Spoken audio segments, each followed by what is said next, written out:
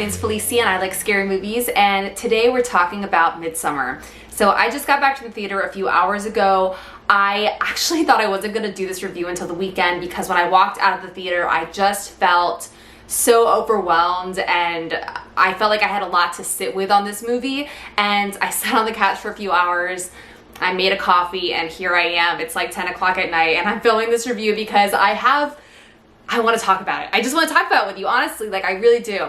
So this movie was written and directed by Ari Aster, who you'll know from Hereditary last year. I will say this movie is also a masterpiece in the way that Hereditary is a masterpiece, and I will say that they are totally different movies. I will also say before I really dive in that this movie is my shit. Like, this is like my kind of horror movie. I am so in love with it. I am in awe of it. So first, a little bit of plot. The movie starts and we have this couple, Danny and Christian, who are clearly on the rocks. Their relationship is really, really struggling. You can feel it immediately, and I'll talk about that in a little bit. And they get this opportunity to go to Sweden to this Midsommar festival. So they have a friend that's taking them and a couple of other friends to go to this community that he is from to witness and participate in this Midsommar festival that happens only every 90 years. And there's all these traditions and rituals and all these things. So they get to go there, and while they're there, a lot of bizarre and violent and insane things happen. Okay, so I think I'm gonna talk about this movie in sort of a small, character-driven way, and then I'll talk about it in like a bigger scope. So first of all, I want to talk about the relationship between Danny and Christian. So what is so amazing about Ari Aster, I think, is the way that he is able to portray relationships on screen in the most realistic way, how he's able to portray time on screen in a excruciating and realistic way. And I think both those things are working really well together in their relationship. So right when the movie starts, you know their relationship is on the rocks. There is an opening phone call where you feel the awkwardness and the tension and the disappointment in how that conversation goes, and it feels so real. It's like everyone has been there, maybe not everyone, but a lot of people have been there at the end of a relationship when you both know it's over, but nobody is saying anything and nobody is ending it because everyone is very scared to be alone and everyone is scared to be out of where they feel comfortable, even though they are just covered in discomfort. I am amazed by how this relationship is portrayed in this movie. And Ari Aster did say in an interview that he was writing this as he was going through a breakup, and I think it really shows. I think there's sort of three themes this movie is working with. We have empathy, we have community, and we have grief. And so the thing in Danny and Christian's relationship that is missing is empathy, and you can really feel it. Christian, the boyfriend, is not connecting to Danny and giving her the support and empathy that she needs, and it is crushing her, right? In this movie, Danny goes through a terrible tragedy and her boyfriend Christian does not empathize with her in a true way. He sympathizes with her, but he does not empathize with her. Another one of the characters in the movie explains it really well when he's talking to Danny and he's asking her, like, does this boyfriend make you feel held, right? Like, does he make you feel supported in the way that a family does? Does he feel like home to you? And it's so clear in her face that, like, no. It's like it doesn't feel like home when she like falls into his arms. She doesn't feel like she always has this person. Like, it's not her person. Do you know what I mean? Like, it's not her, he's not her person. And then in that same conversation, we're related back to the pagan cult, right? And so that's where we are in the film. We are in this beautiful field with these houses and gardens and these flowers everywhere, and it's bright and beautiful. And this community that lives there, they support each other. They have extreme empathy, is the only way I know how to say it. I'm actually going to come back to that phrase when I talk about my favorite scenes later, but this cult is a family. They all call each other brother and sister. They support each other to the most emotional level. And so you have this character of Danny that is sort of coming out of a life in which she does not have the family and community or support that she needs, and she walks into this different world where that's exactly what they are. And the last part of this is grief. I think Ari Aster knows how to deal with grief in a way that I Oh my god, like I am just so amazed by. Even when I think back to Hereditary, the scene that always sticks with me so much is actually not the scene that everyone talks about, the big accident, but it's actually the scene right after that when you have to sit in silence forever with what has happened. If you don't know what I'm talking about, just go watch Hereditary, you'll know what I'm talking about. But in this movie, he deals with grief in a different way, and yet also so realistic. I also think you have to like shout out the acting abilities of Florence Pugh, who plays Danny. She is grieving and crying and trying not to cry in a way that is so realistic. It's like that thing where you're trying so hard not to cry, you almost throw up. Like, it's like that feeling of like choking on your own emotions. And she also has these moments in the movie where she lets those emotions out in this like primal, like guttural, animalistic sounds that are so stricken with grief. It is so awful to watch and also so incredible to watch, because I feel like with Ari Aster's films, I have experienced the truth of grief in a way that I have not experienced in most movies. And while we're talking about community, I think it also shows us really deeply how important community is, not even just for emotional support, but also for like survival, because the outsiders that have come into this community, these Americans and a couple of people from England, their demise is certain when their relationships fall apart. And the strength of the cult is literally built on relationships. And I think those two things together, this video is gonna be super heady, guys, but this movie is really heady, and I mean, it's my jam, so I'm just gonna talk for a while. Okay, now we're sort of gonna come out of character and script work and talk a little bit about the imagery of the movie, the filmmaking. And I think the first thing we have to talk about is a horror movie in broad daylight. So that's sort of the thing of the movie. I don't want to say the gimmick, but sort of the thing that is such a standout thing before you even see it. This movie takes place in total brightness, and we're so used to horror movies taking place in like total and so much darkness, so you can barely see what's going on, and the fear is of what you can't see, or what you might see but you're not sure if you can see. And in this movie, everything is so bright and blunt and just sat out there for you to see. And I was really curious going in, like, is this gonna work? Like, is this gonna be scary? Is this gonna work as a horror film, or is it gonna feel like a drama? And for me, it fully works as a horror movie, and I will say might be doing something really special for the genre. I just think it's really gonna open up possibility and horror, and how we understand horror and how we look at horror and how we make horror movies. It doesn't always have to be the same formula. It doesn't always have to be the same look. It can do something so drastically different and still be really effective. And in this particular movie, it does something really exciting. So we have the protagonist of the movie. So the protagonist, the audience we're on their side, we're following their journey. We have the Americans, the group from America, and also we'll say these two other characters from London, we're following their journey. And then you have the cult being the other in the situation, the monster, the evil force, the whatever, the ones that are doing the scary. But in this movie, instead of following our protagonist through the darkness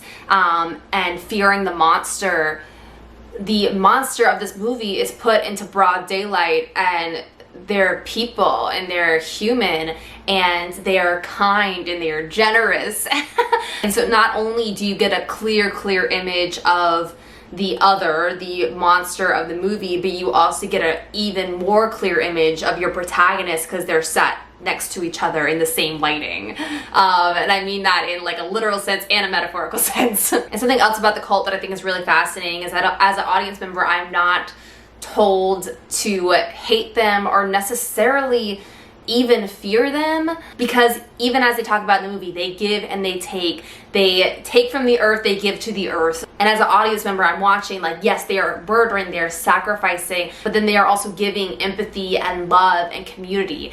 And so it's this like push and pull thing of like, I understand what they're doing to be wrong, but I also am in awe of it all, if that makes sense. There's a good, if you get Fangoria, there's an amazing interview between Jordan Peele and Ari Aster about this movie. And Jordan Peele talks about how like he's watching this movie and he's like, I am seeing the most atrocious things and yet I am in awe of it. Like I am like mouth open, like whoa, instead of like, ah, like I'm just like. Another thing I'll say is, of course, it's freaking beautiful. It's shot in the most beautiful way possible. It is just a gorgeous movie to look at. The way in which this movie is filmed and edited is absolutely gorgeous and very disorienting. In the movie, they're taking some sort of mushrooms at certain points. And even from like early in the movie, before any of the psychedelic stuff happens, the way in which the movie is presented to us shows us that we are on a strange journey. We are on a weird ride. We are going to feel disoriented. We are going to feel strange, and we are. There are moments in this movie where it's clear the characters are starting to lose track of how long they've been there or what's sort of going on or like what time of day it is, even because it's like always so bright out. And me as an audience member, like I felt similarly. Like there was moments where I was like, what section of the movie are we in right now? Like, are we in like the third act right now? Like, how long have I been in here? And it's also funny because this movie is long. It is 2 hours and 25 minutes. It's a long movie. I personally did not feel the length of this movie. When it ended, I felt surprised. Like I knew, like when the last scene is happening, I could feel it was the last scene. And I was like, oh my God, it's over. But I will say while I was walking out, I did hear someone say they thought it was like half an hour too long. And so I know some people will certainly feel differently about this. But for me, I was like, this movie is exactly the length it should be. Because Ari Aster, and he does it in Hereditary, he does it here, he takes his time with things and things are very slow. There is not that many edits. Like there's not a lot of cutting. It is, you're set in scenes for long periods of time. And that, for me, makes this movie because it makes us understand emotion in real time, and it also disorients us in a really helpful way for this movie. And before I get to the ratings, I just want to talk about one more thing, and that is catharsis. And this movie, to me, is like a textbook definition of catharsis. You are seeing this character have so much emotion that is shoved and held in, and then when she gets to finally purge it, with the movie at its climax and all these things, it feels like this huge relief. And even though what's going on is pretty messed up, it for her and for me as an audience member, I was like, I feel refreshed. And I know that's like a weird word to say, but like at the end of this movie, I felt light again. Even though all these things in this movie are really graphic and harsh and like the emotions are so heavy, at the end of this movie, through the catharsis of this movie, I felt light. And then I walked out of my movie theater and it was like 6:30, I guess, and it was super bright out still because it's summer, and I was like, oh wow, like this is like just like the movie. All right, now that I have talked your ear off about this movie, let's get to some ratings and then some spoilers. The scare for this one gets a 4 for me. And this is a tricky thing to talk about because in this movie, like I said earlier when I was talking about the Jordan Peele, Ari Aster interview, this movie has really scary things in it. And yet I am so amazed by it all. Like it's not that I'm sitting there like covering my eyes and freaking out. It's sort of like I'm sitting there like open and horrified at the same time, which is like such an interesting way to watch a scary movie. The gore gets a 5 for me because of a couple of particular moments that are really, really graphic. For the cheese, I'll say none. This is not a cheesy movie in any way, I would say. It's just good, but there is humor, which is really helpful. I actually recently read a Facebook comment. Someone in a group was talking about how they were annoyed people were laughing in their theater at this, you know, high art movie. And I was like, oh, come on, like that's part of it. Like there is so much humor in this movie. Even in the darkest, scariest moments, there is still humor infused in to help us get through it. And I think that is like a hugely important part of horror movies that Ari Aster definitely understands, in the same way that I think Jordan Peele understands, where it's like, if you're gonna sit with something excruciating, you have to be able to do the opposite as well, just to like continue on. It's just like in life, like just to like continue your life, like you have to like laugh a little bit. And overall, this movie gets a 5 out of 5 for me. I only have one thing I'm sort of confused about that I'll talk about in the spoilers, but I think it's a masterpiece. I think it's a perfect movie. I just feel like my experience of watching this movie, I went in, I loved every second of it. I walked out in awe, and it's my jam. Midsommar, this is totally my kind of movie. It's fully my jam, and I loved it. Now we're gonna hit some spoilers. It's nothing really crazy spoilers I'm gonna talk about. It's just like a couple things I want to discuss that I feel like might be seen as spoilers. So just to be safe. The thing I'm confused about a little bit is why the character that was in so much of the marketing campaign, this dude, he's sort of like a prophet to this cult. He draws things in their sacred book in which the elder dudes interpret. He is deformed on purpose. So basically he is resulted from forced inbreeding that they have every so often to create this prophet or whatever. I'm probably using the wrong terminology, and I'm sorry about that. But I was just surprised that this image that was used so much in the marketing of the film, the character's really not utilized in the film. You really only see him 2 or maybe 3 times, and it doesn't feel like anything that moves the plot forward in any way or significant in any way, which is just strange to me. And the last thing I want to talk about is the male nudity.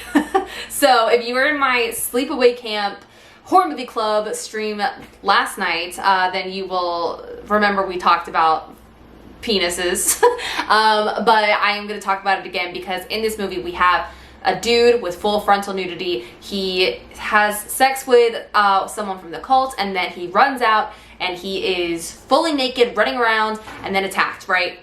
And why I want to talk about this is because it is so interesting and refreshing to see a male character deal with what female characters are typically made to deal with in horror movies, which is being naked and incredibly vulnerable. Like, being naked in nature is about as vulnerable as you can get, and then being attacked, right? And that's exactly what happens to him. And there's something about seeing a dude go through it that just reminded me that I hadn't really seen that before. And now I just want to mention my favorite image of the movie, like my favorite. So Danny, who has gone through all this grief, we're in the spoiler section now, so I'll say she's lost both her parents and her sister, and her boyfriend are not meant for each other. And so she sees him having sex with this other girl from the cult, and she is destroyed. She is destroyed. She has gone through so much, and she is destroyed. And so all these other girls, these women from the cult, come and like attach to her. And as she is experiencing this grief and this pain and letting it out, the women all do it with her, and they breathe with her. And as she is like making these noises, they make the noises with her. As she is crying, they cry with her. And that is like the part of the movie that will always stay with me, I think, is that group empathy. I've never really seen anything like that in a movie, and you see it again at the end when they have a couple of their own being sacrificed and they are burning alive and they are screaming, and the rest of the cult is screaming in pain and writhing outside of the fire to fully empathize with what their people are going through. And it is like, it was just like a mind-blowing thing for me, honestly, to see all these people truly take on the pain of another. Was like, that was huge for me. That was part of what made the movie life-changing for me. And that's it, y'all. I hope you enjoyed this love letter to Midsommar. Clearly, I'm in love with this movie. I can't wait to watch it again. If you've seen it, let me know what you thought below. I know people have different tastes in horror movies. They have different subgenres they like. Like, though this movie is really artsy, I still think it's really accessible even to people that maybe wouldn't like this kind of horror movie. I think it sort of has something for everyone. But let me know what you thought down below. I really do want to know. And I think that's it, y'all. Have a nice scream. Bye.